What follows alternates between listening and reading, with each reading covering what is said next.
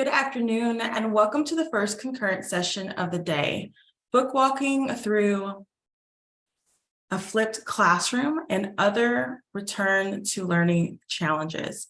Our presenter today is Dr. Kimberly Barker, faculty member at the Citadel, Johns Hopkins, Central Carolina Community College, and the Technical College of the Lowcountry.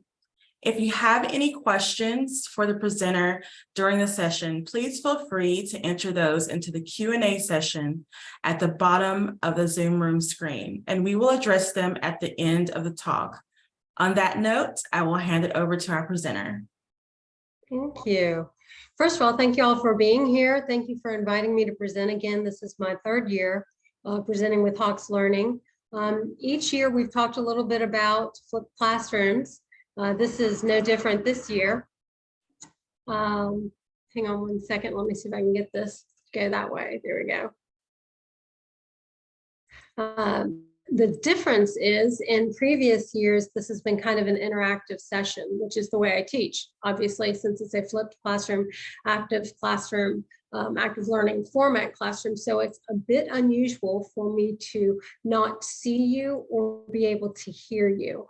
So what I'm going to ask is that while we're going through this, please put your questions in the Q&A box because they're very important to me. This is how we function in this type of a classroom. And if somebody can help me keep an alert as to the fact that there are questions that I need to address, I'll try to do those as quickly as possible. Also, please let me know if it gets too loud outside. It's a gorgeous day in Mount Pleasant, so I've got all the doors open and hadn't thought that through clearly. So let's get started talking about flipped classrooms. I want to begin by asking you all who has any experience with being in a flipped classroom. So if you have worked in a flipped classroom setting before or taught any of your classes in that environment, can you give me a thumbs up or answer in the Q&A, because I can't even see the Q&A box on this end. Oh, good. I see 2, 3, 4. Wonderful. Oh, this is good. So let me ask you now, was this a positive experience for you? If it was, give me a big smiley face so I know our feelings on flipped classrooms at this moment. I see another thumbs up, a heart. Okay, good. Well, this is helpful to me because before we even get started, some scary faces, I want to tell you that when I interviewed for my role at CCCC and I gave my presentation as a flipped classroom for my interview session, which was kind of an audition, they sent me directly down to the dean, and he and I had a great conversation because he's also a past geneticist.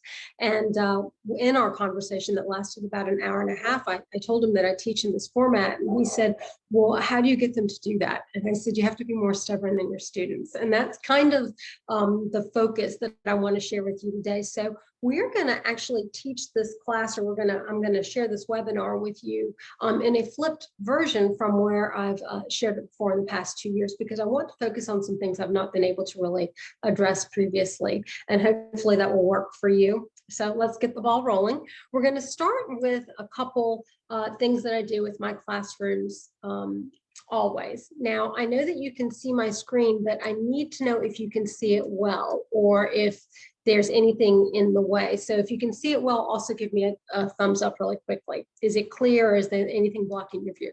Fantastic. Okay, so this is our agenda for today, and I call it priming and red trucks. And so what this means is we're preparing our brains to receive information. We're priming them, which is a memory strategy. And I relate this to red trucks. I tell my students it's kind of like when you meet that new guy and he's driving a red truck, all of a sudden you see red trucks everywhere. Even if you've never seen a red truck before, your brain is primed to receive that information. And so I start with an agenda with my students. I tell them, this is what we're going to cover today.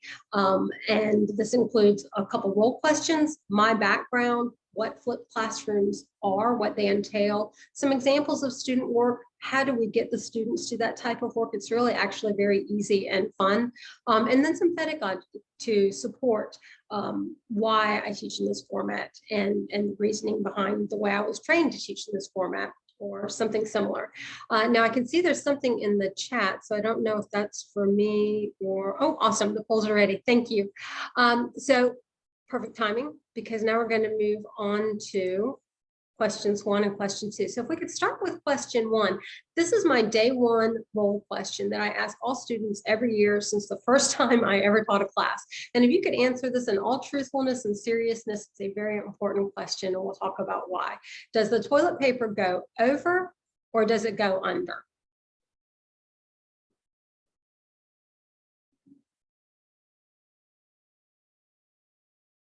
Oh, it says hosts and panelists cannot vote. Okay, so how about audience members? Can you guys vote?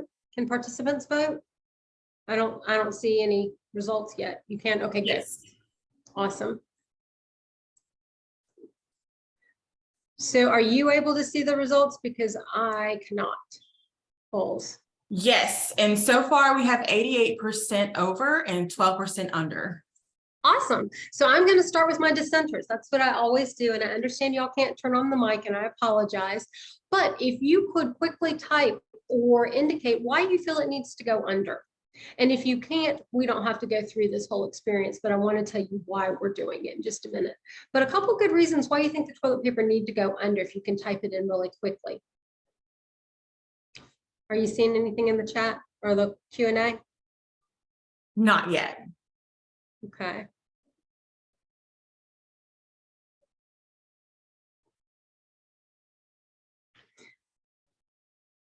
I'm gonna give y'all a couple more seconds to see if anyone has an answer that they'd like to give as to why you do it this way.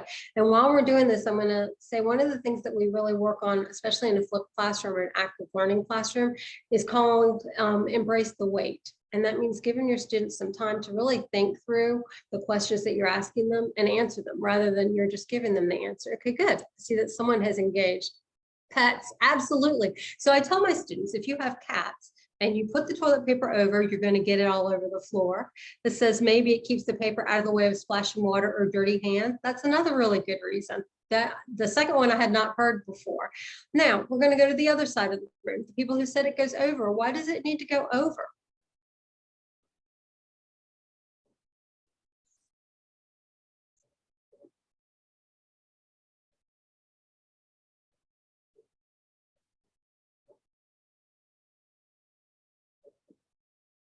It is easier to rip in case the wall isn't clean. I know. And then I've had a student that said if the wall's not clean, it's going to hit it either way.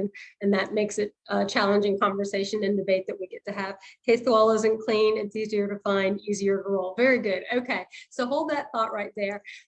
Now, I want to explain to you, normally if you had access to your mics, I would ask you why you think that we begin the class this way.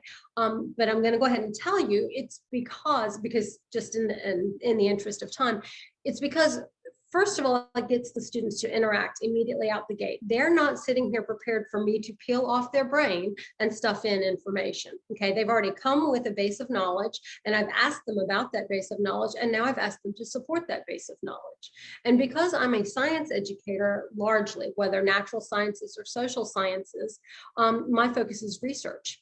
And I then follow up with what type of a question was that? Was it quantitative? Was it qualitative? So initially, I'd have a scribe at the board reporting these scores. We'd evaluate the data. Then we'd move into a qualitative session as to why or how something works. And then we talk about different ways that we could further assess the data.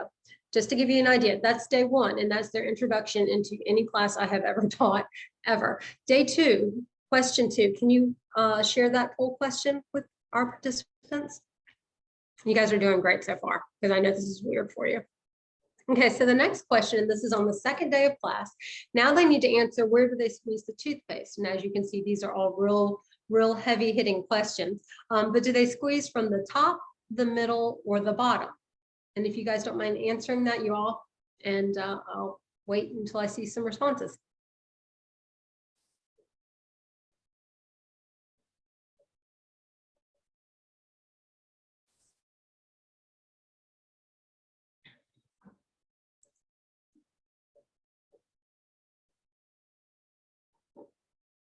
So the question here is, do you squeeze the toothpaste from the top, the middle, or the bottom? So we have our results in. It looks like there's 57% at the bottom, 32% in the middle, and 11% at the top. Okay, so if I'm doing this correctly without seeing it, and I'm a visual learner, the 11% is my dissenters, and you all said the top, is that right? Yes? Yes. Okay, so if you said the top really quickly, back to the chat, why the top?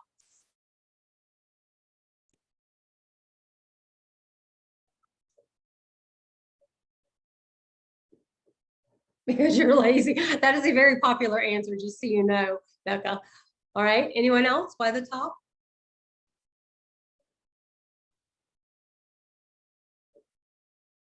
Okay, if we have 8 people and that was 11%, that's probably you're the only one. So let's say the middle now. Why would you squeeze from the middle?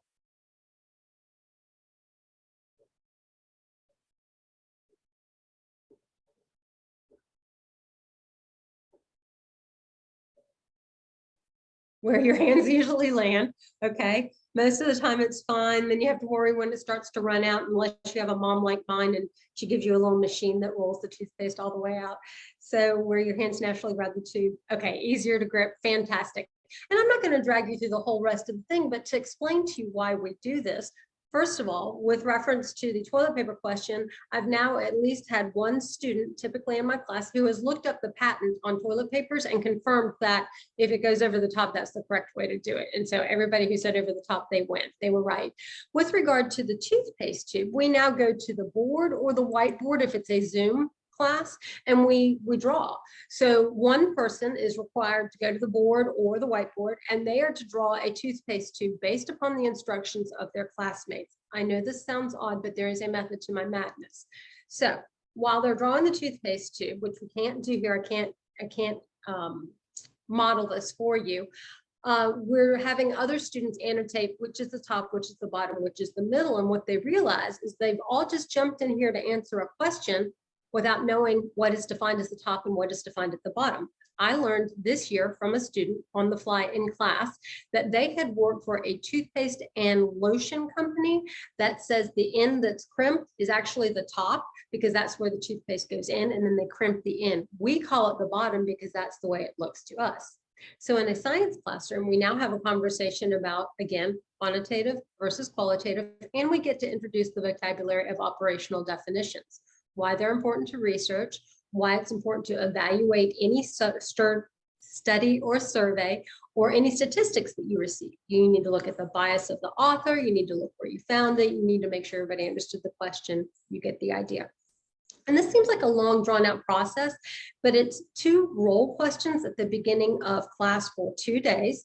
And I ask them a role question every day when they come to class for the rest of the term. And this is how I take attendance. And the first thing is that it lets me determine who made class, who was not in class, which we have to do. And also it requires every single student in that class to speak at least once. Okay. And so this is one of the problems that we have in education. I'm assuming that you all have experienced this before, otherwise I'm the odd man out. Students are reticent to engage. And that is because in part, they're not sure if they're going to get in trouble with the wrong answer. They're not sure what is the right answer. They're typically not taught to think in class. They're taught to absorb and repeat back what somebody else has told them. But what I think we need to do, and what I believe we need to do, and we'll talk about that in a minute, is help them learn how they learn and then help them learn how they think. And these are all cognitive processes that we get to talk about in my field a little bit more. So we'll move on to a little bit past the role question. Later in the term, you'll find out that the role question evolves into things like, what about the death penalty? Should marijuana be legalized? Very more in-depth questions. What should civil incarceration be a thing?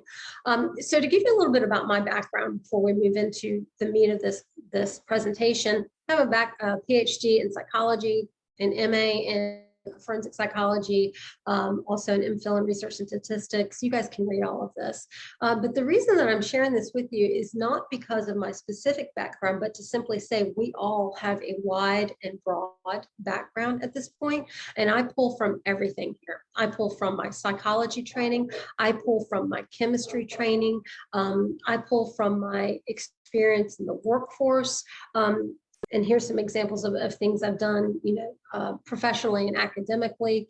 I have the benefit right now of teaching at 4 separate colleges that are distinct. So Johns Hopkins, most people are probably familiar with that.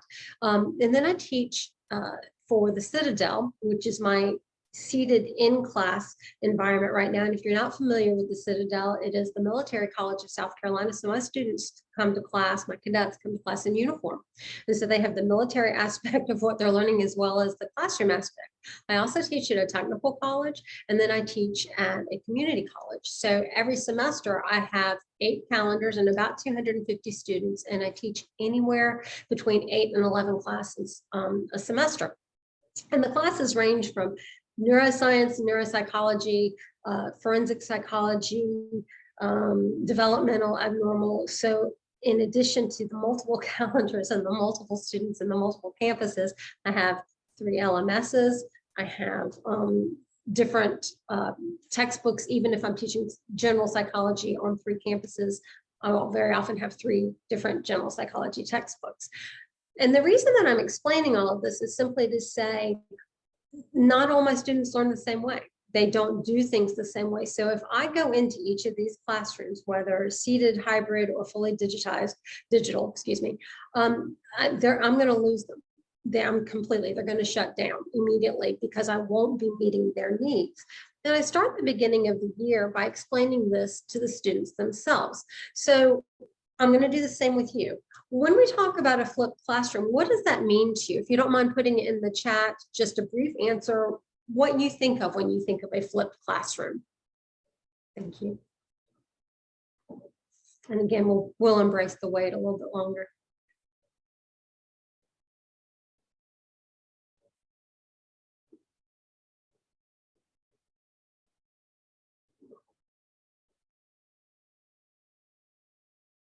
Awesome. Thank you, student driven. Yes, absolutely, Becca. Thank you. Students learn the lower levels. Good. So you guys have a good handle on this. Learning task watching the video. Super. Okay. And then one of the reasons I wanted to ask you all this is because if you know the basics, you've got a general handle on this. I'm not going to drag you through the muck, but we've got 34 participants in here, and I'm not sure that everybody has a full background. So I will step you through this very briefly. You are exactly right. This is the definition that I share with my students when I'm trying to describe to them a flipped classroom. I'm gonna let you read it. You don't need me to read it to you. And I think it's a pretty effective textbook definition describing the difference between a flipped classroom and a regular classroom environment. Now, I am going to share with you one of the best student definitions I have ever heard in my almost 25 years in education, and that is this. And a few of you mentioned this, and this is exactly correct. The focus in a flipped classroom is not me or you, it is our students, because we're teaching students. We're not teaching content or a textbook or anything else, but humans, and they all learn differently. So we need to focus on the fact that they all learn differently, the fact that most of them don't know how they learn. They've never had someone talk to them about how they learn. They may not have even ever seen a learning styles inventory or been walked through the process of learning. So that is what I want the focus of this session about flipped classrooms to be, because what I've found, despite the fact I've been doing this for a very long time, in some format of active learning, post-COVID, what I have found is a lot of the basic skills are not there.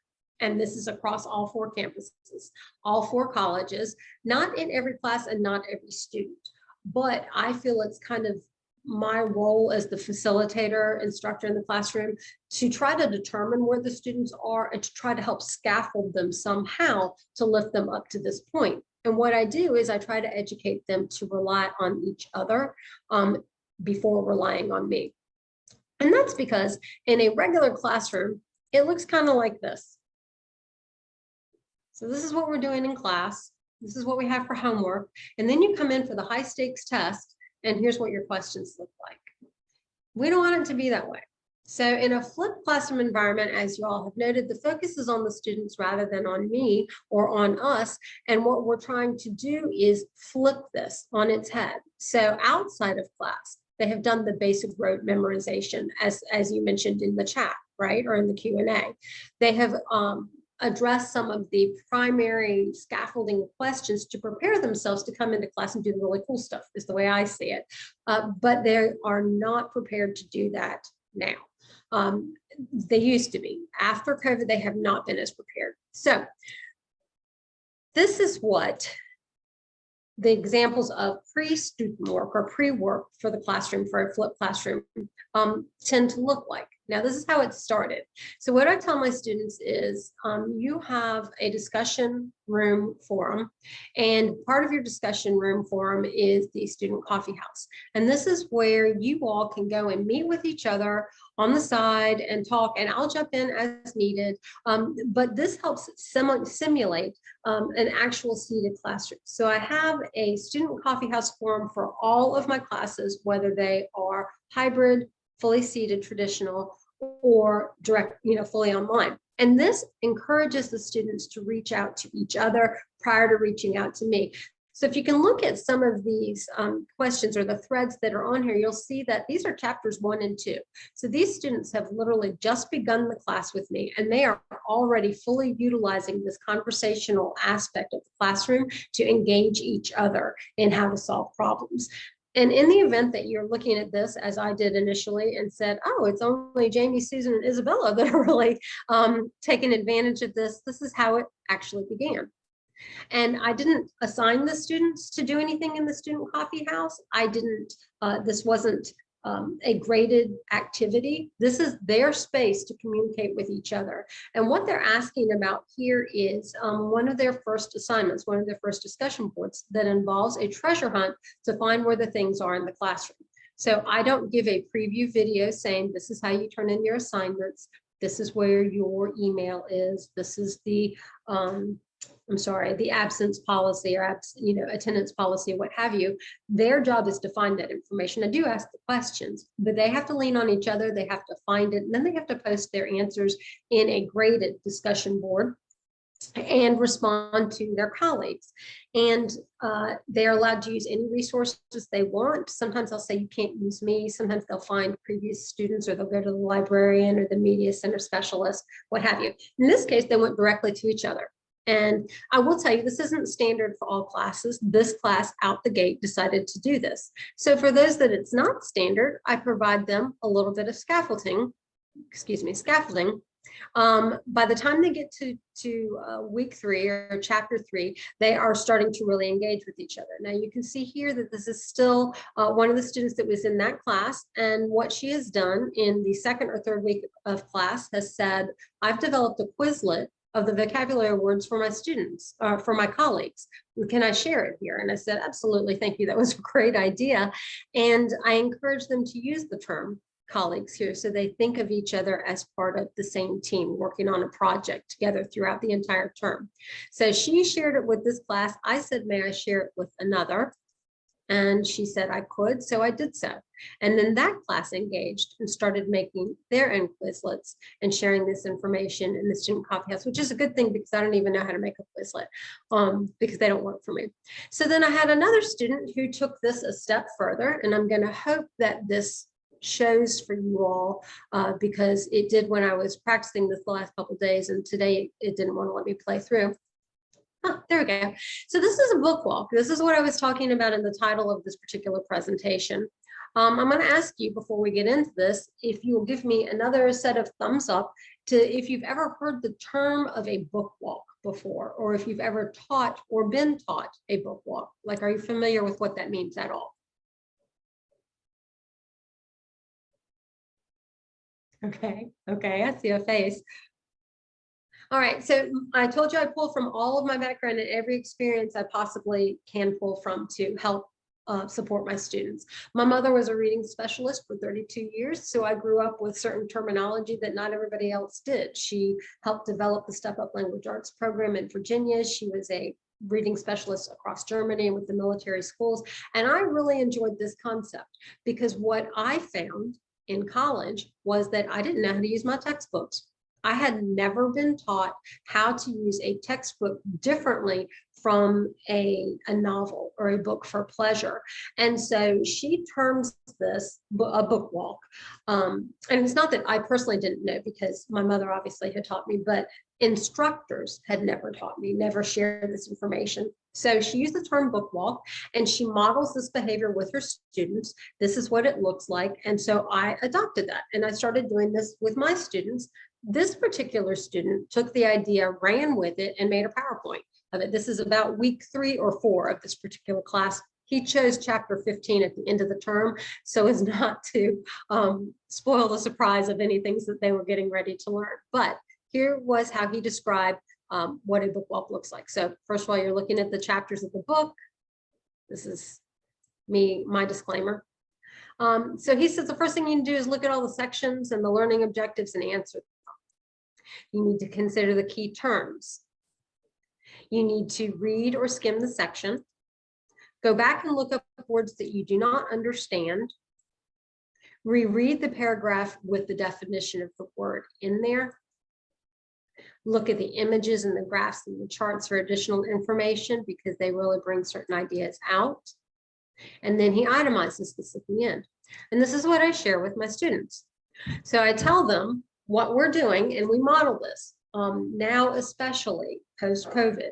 Day 1 of each new module or each new chapter, we do some form of a book walk, and we'll talk about what that can look like in pre-class work or first day work towards the end of the presentation, but please just keep this in mind. I describe for them what it looks like or what it is, and then we model it throughout the course. So another student in another class then springboarded after I shared this PowerPoint with his class, and he said, okay, well, while we're at it, I'm going to take this a step forward. And I'm going to teach everybody how to do citations and references in APA using Word, which again, something I did not know how to do. So I learned from this student. And he has much better technology skills, as you can see this.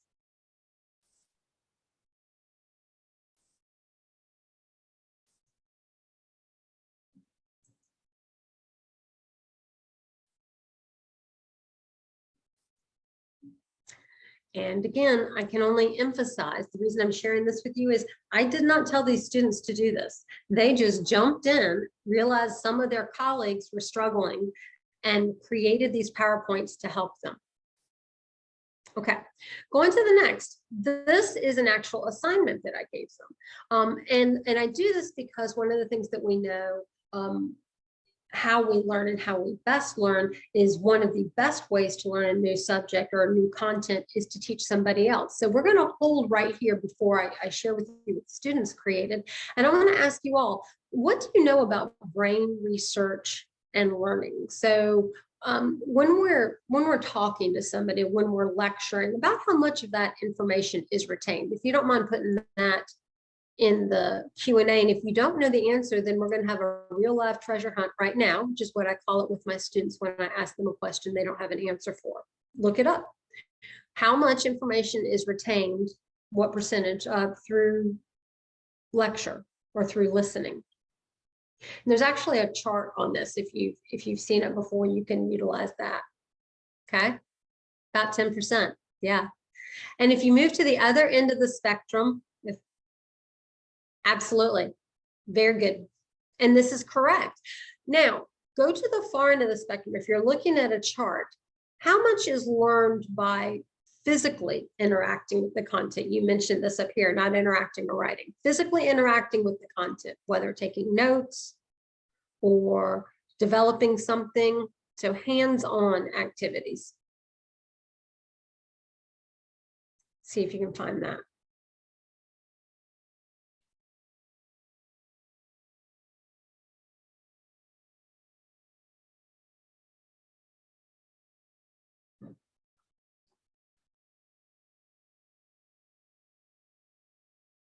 Yep, I see an answer down here. Good, exactly. Brooklyn, it does, 100%. And this is what I call the caveat on this chart. So it's not every single person learns best this way. So this is why when we're trying to teach I'm trying to find the best way to describe this. When we're trying to develop a flipped classroom format, we're still not totally structuring it, saying you have to do this way, we have to do this in this order. I want to give you the broad strokes to understand that there are certain components that have to go into it. The pre-work, the in-class work, and the reflection work. Those are non-negotiables. What you do with that work is up to you, and how you handle that work is up to you. Post-pandemic, at this time right now, I find that some of the expected pre-work needs to occur in class on day one, meaning I walk them through note-taking. We do popcorn, we do around the world, we challenge each other in various classes, which is work that previously they would have come to class having already done. Day two is what I consider the in-class work, the hands-on physical work. And then day three is the teams working together on their assignments to submit. And they can submit them together, they can submit them separately, they can submit them partially together and then add on their own information. But the reason is, like Brooklyn noted here, is that not everybody learns the same. Okay, so although brain research indicates typically 70 to 90% of what you teach somebody else is retained, it's not always effective for everyone. So I try to put items in the classroom in the pre-class activities that address my visual learners, my auditory learners, those that need to interact. I tend to focus on them while we're in the in-class activities. All right, so we're now in an in-class activity with these guys. So they had 15 minutes, okay, to plan. And the object was, I'm going to repeat myself, the object was to use the 6 objectives in that class in that chapter on learning, okay? And each team had 6 teams. And I do it basically this way every semester. I change it a bit depending on what the students their level, the students' education level and understanding level at that point. That's about the 6th week into the class. So they each had different topics they were assigned. And the goal was you have 15 minutes to put something together that's cool to teach your colleagues you present tomorrow. And here we go. So here's one. I'm going to just flip through just to give you an idea of what they came up with in 15 minutes in the classroom. Now, all of these things that you, oops, no, I don't want to do that. All these things that you see here, obviously they didn't create themselves, they found them because they're not reinventing the wheel. That was a 4-slide presentation that very clearly answered the question of what they needed to answer, and they included their references at the end. Here's another example. I'm trying to go through these quickly because while this is the goal, is not just the focus. So they're providing examples of unconditioned stimulus, unconditioned response, throwing some jokes in here because they're much more creative than I am. This is the one I wanted you to see.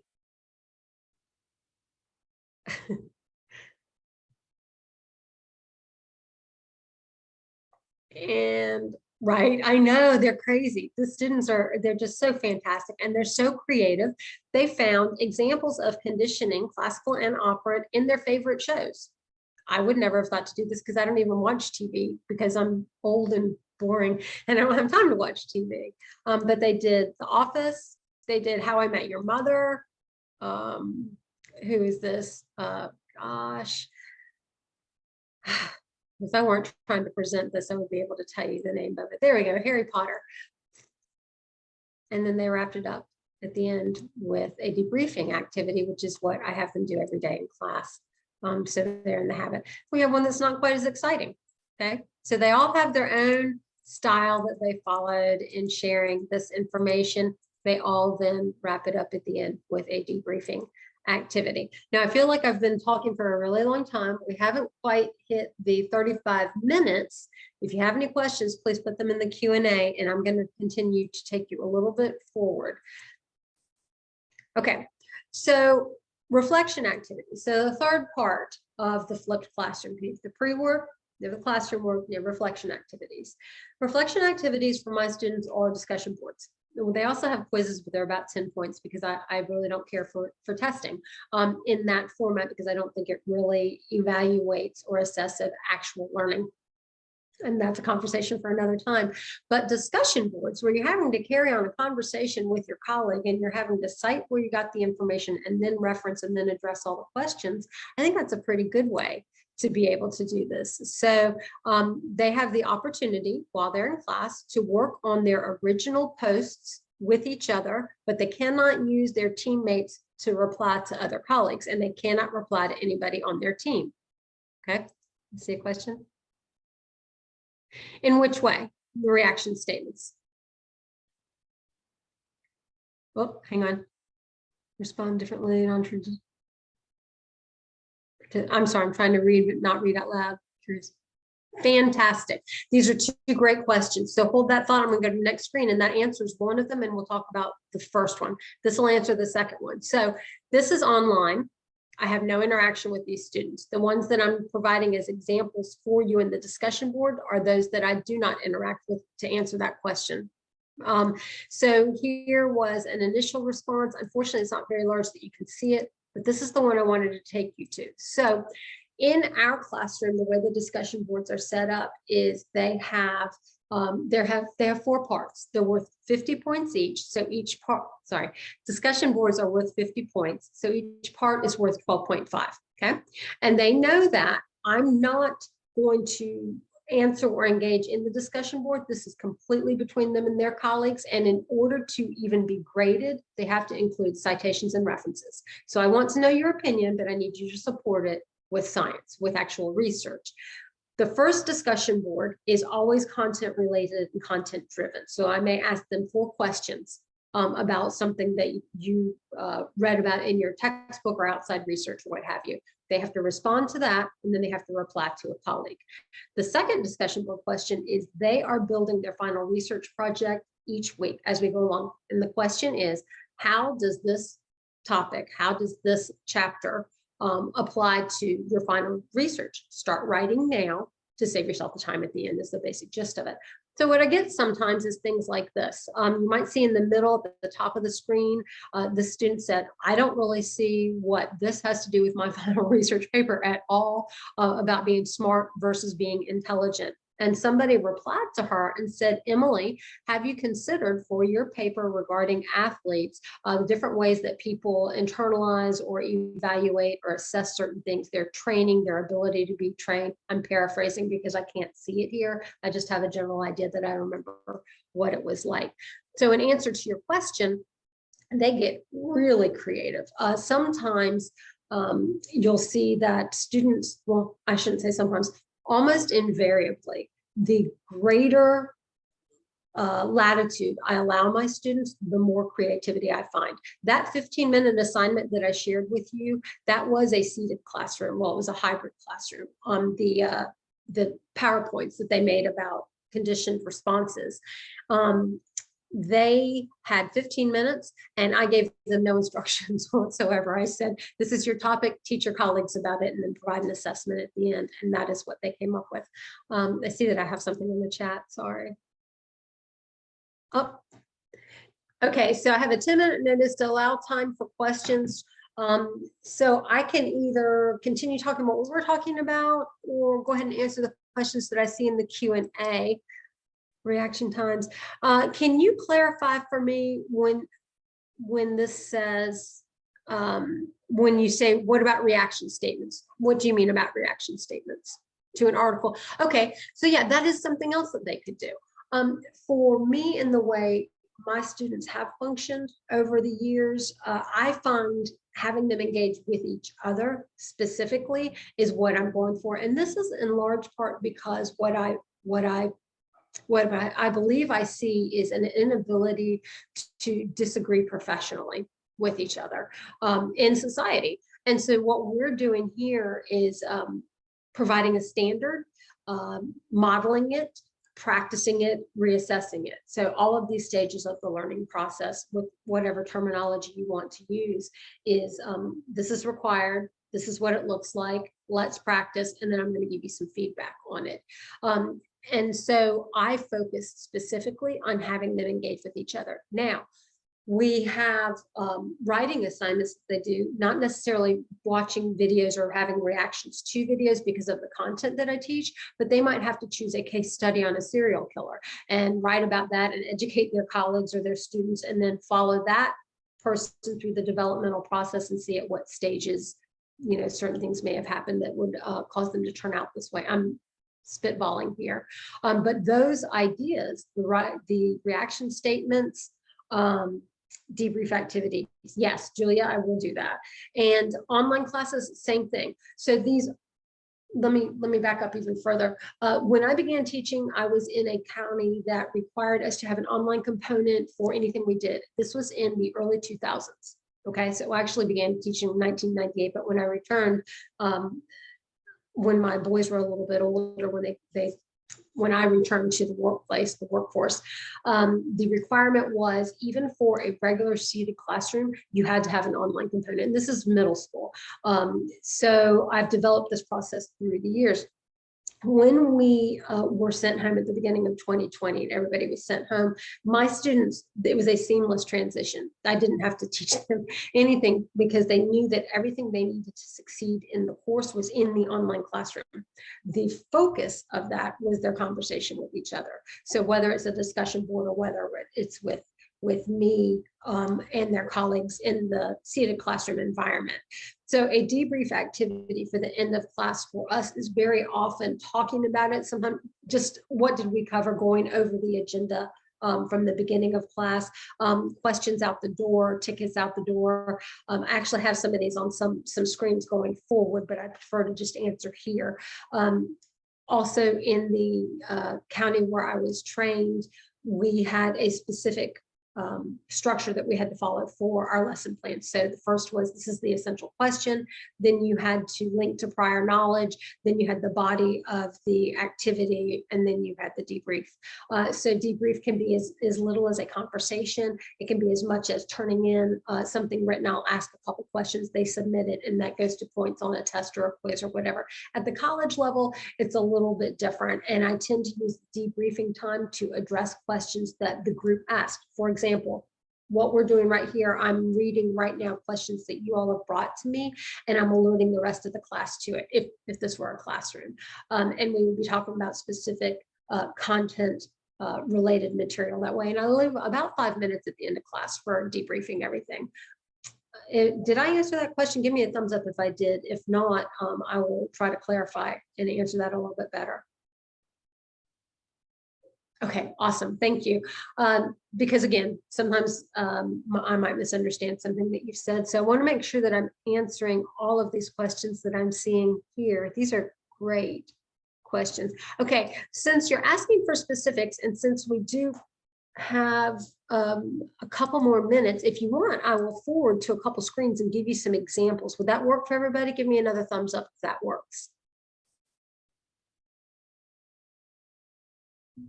Awesome. Okay, so I call it successive approximation. How do we get here?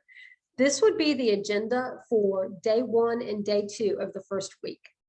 Okay, and I'm happy to share this PowerPoint. Y'all can keep it if you want to look at any of these specific ideas. So you get the idea. Day 1, from the very beginning, they're answering the role questions. They're addressing certain things. We're covering the material in the syllabus and what have you, as we all have to do, but they are covering it. I'm not reading it to them or even drawing their attention to it. Day 2, they have a new team, and they'll keep this team for typically about 2 weeks at a time for a seated classroom. My online students go through the same format, but they do this online, not with me. But here is the non-negotiable. The first section for a seated classroom now, and this is again, post-lockdown, we go over how to take notes, an overview of the content, we review the objectives at the very, very least, so they know what they're looking at because they have not prepared for class, and that's just the standard right now. And I'm working with them on how to do that. The day 2, team enrichment, research activities, and I'll show you specific activities in a second, and day 3 is their assignments and debriefing day. Okay, so here is a response at the end of week 1 from one of the students to her colleague about, and this was in the discussion board, about what a flipped classroom looks like. Week 2, what changes here is now we're working on specific content. It's still the same thing. Day 1, we have a role question, then we'll review what we previously learned, then we go through this material, we debrief at the end of the class period. Whether that means I hit hot topics with them like we're doing right now, or they guide the conversation, or they have a ticket out the door, or a quiz, or a written activity. I'm known to bring candy to class, and if the first person who answers it gets to have a piece of candy and they get to leave. Day 2, day 3 for that week, again, following the same format. So I debrief with them at the end of each week and say, grades have been updated. Here's the feedback for you. As you can see, this is my overview, and I sandwich it or Oreo cookie it or whatever you want to call it. Good, direction, and then good. Here's some really positive things. Here's some direction based upon those positive things. It's an example from your colleague's writing. Here are the specific citations. This is what the references look like. They are different. Here's another colleague and their examples. Citations are in blue, references are in purple, okay? And then at the end, smiley face, you guys did a great job. Let's move forward to next week. And this is scaffolding as well as successive approximation. On Canvas, it looks like this, because we don't have folders. So you can see the whole week in 8 lines or less, because that's what they can hold on their cell phone. And most of them are doing their work from their cell phone. On Blackboard, it looks like this. If you look on the left side at the menu, about 8 lines, because that's what they can see on their cell phone. And as they click into each of the weeks, they see first their overview, then they see their objectives, and then here are their 3 folders that they need: the required content and supplemental content for prior to class, and then their assignments. Wash, rinse, repeat. Okay, so hang on. I'm trying to get you to some activities here. All right, so in the flipped classroom environment, some examples of pre-work: reading the textbook material, reading assigned articles or doing outside research, watching the videos, watching teacher developed videos. I don't do this because I don't like to be videoed, which is crazy that I'm doing this. But I do. Developing a question for class. Sometimes it just may say, okay, read through the objectives, skim and highlight, and then come ready with 4 quiz questions. I'm much more carrot than I am stick. If they do that, I allow them to challenge each other. The one who wins gets points, gets to leave early, gets to choose the next activity, whatever it happens to be for that particular class. What speaks to that class or that individual, what motivates them. And it takes a little time to figure that out. It doesn't work the same way for all classes. And that's kind of interesting in and of itself. Classwork, here are some things that we do in class together for teamwork. If this were a normal synchronous environment rather than a webinar, you all would be in breakout groups throughout this session, even for 5 minutes at a time, to discuss a topic. A jigsaw, everybody has a piece of something they have to put together. A debate, I will intentionally divide the class in half and put them against each other regarding cases, regarding positions on current events. Treasure hunts I use all the time. And what treasure hunt really converts to is, I don't know the answer, so I'm going to tell y'all to look up the answer, and then we're going to talk about the answer. And that's just being truthful and being honest, because one of the good things about this type of a classroom is I don't have to know everything anymore. I know a lot. I am the expert in this field, but they're going to bring so much more to the table when they're allowed to, and when they're encouraged to challenge each other, that they're going to stump me. And I love when that happens. And you're getting ready to tell me, oh, hang on. Oh, thank you so much, Brooklyn. I appreciate it. And I know that we are over time. Let me get to the last page that y'all asked about. And here's some reflection activities. These are just a few that I do or that I utilize with the students. And they seem to enjoy the more I put it on them to create or to guide, the better the feedback that I get from them. So absolutely, Becca. And I'm not sure. It's 1:48, so I know that we are coming up to the end. If y'all had any other questions and wanted to post them in the Q&A, I will do my best to answer them. As you can see, some pros and cons from previous presentations that I gave, and let's chat. So we actually got through 48 slides, if y'all can believe that, in that short amount of time, or 40 minutes, something like that. So is there anything else that I can answer for you? Thank you. Thank you all for being here, and your questions were really fantastic. So I appreciate your time. Thank you so much. And hope to do it again.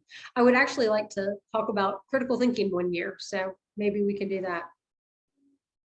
Thank you, Dr. Barker. It looks like we are out of time I thank you for our valuable information that you shared today. The next concurrent session will begin at 2 p.m. Eastern.